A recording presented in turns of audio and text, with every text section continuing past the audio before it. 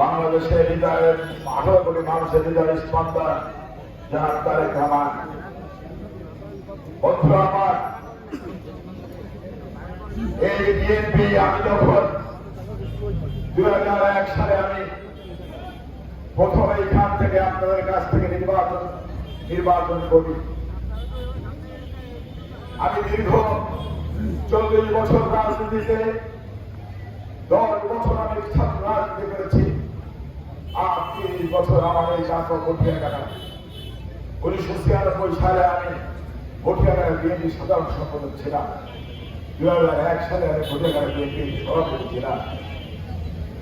এরপরে জেলা বিএনপির সাংগঠনিক সম্পাদক, জেলা বিএনপির সাধারণ সম্পাদক, জেলা বিএনপির আহ্বায়কের দায়িত্ব পালন করেছিলাম।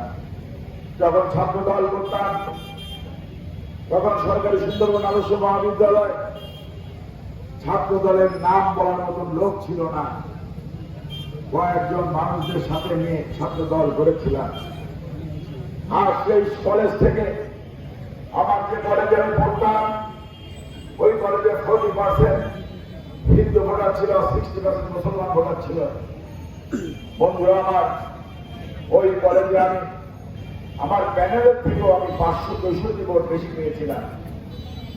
ওই কলেজে যারা ভোটার ছিল, সে হিন্দু হোক, মুসলমান হোক, খ্রিস্টান হোক, দল মত জাতি ধর্ম বর্ণ নির্বিশেষে ছাত্রলীগ, যুবলীগ, ছাত্র শিবির, কমিউনিস্ট পার্টি, বিপ্লবী ছাত্র ইউনিয়ন সবাই মিলে আমাকে কমন ভোট দিয়ে গিয়েছিলেন। আমি নির্বাচন করেছিলাম।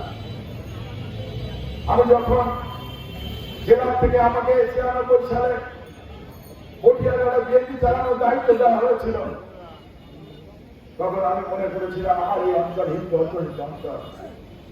আমি যদি কঠিয়াঘাটার মানুষের, আমার সুন্দরবন কলেজে হিন্দু সম্প্রদায়ের মানুষদের মন জয় করে আমি ভোট আনতে পারি, তাহলে অবশ্যই আমি আমার জাকব বলিয়াঘাটে হিন্দু অধ্যুষিত অঞ্চল, অবশ্যই আমার ভালোবাসা, আমার সাহায্য, তাদের সহানুভূতি, তাদের বিপদ আমাদের সাথী, তাদের সুখে দুঃখে তাদের পাশে থাকা, তাদের পুজো পার্বণে তাদের পাশে থাকা, তাদের বিপদ আমাদের পাশে থাকা, তাদের সুখে দুঃখে তাদের পাশে থাকা, তাদের খেলাধুলায় অংশগ্রহণ করা, সকল কাজে যদি আমি তাদেরকে মন জোগাতে পারি, ইনশাল্লাহ এই অঞ্চলে হিন্দু সম্প্রদায়ের মানুষ আমাকে ভোট দেবে।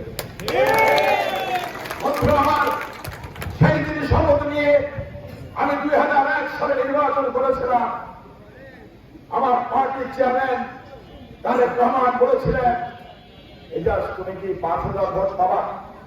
আমি বলেছিলাম, কি বলেন ভাইয়া, আমি কেন 5,000 ভোট পাবো? তো তোমার থেকে বড় বড় লোকেরা তো